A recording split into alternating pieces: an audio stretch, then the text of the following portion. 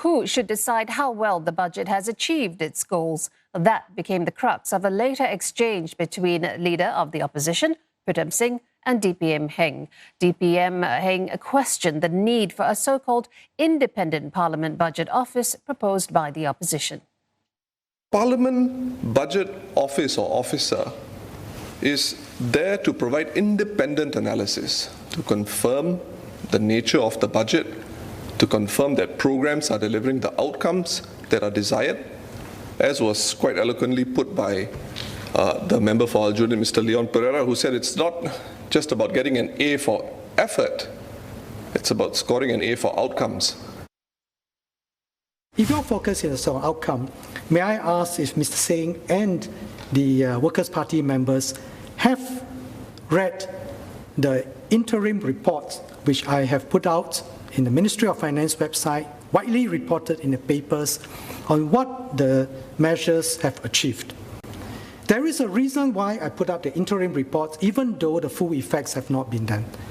Because I am conscious that we have used a big part of the last year's budget. Does the Workers' Party have any comments on that? Because I sat through the debate, I read your transcripts, but no one mentioned about outcome. Meanwhile, opposition MP James Lim repeats his call to borrow to pay for soft capital like education. Mr. Heng says the government-issued bonds is only for long-term infrastructure, and he cautions against justifying its use for recurrent spending. I believe that not myself, but also the Workers' Party agrees with the principles of prudence and stewardship. And we also agree that we, of course, do not have oil gushing out of our ground.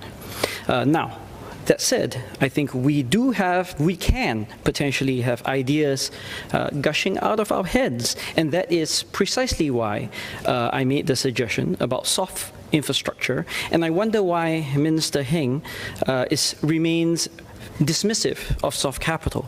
The key, I think, is ultimately that we invest what we end up borrowing. The key is that we always evaluate how we define a given project as soft or hard capital and its ultimate investment and repayment potential. Please do not put words into my mouth. I did not dismiss soft capital. You said that I was dismissive of soft capital. I did not. I said that we have to be careful. I sound a word of caution about soft capital. Precisely because it is soft, it can morph into various shapes. And I had mentioned how very many good schemes started with very good intentions, with very good people. But precisely because it's soft, the shape changes, and over time, everything becomes a capital investment. The key issue is this.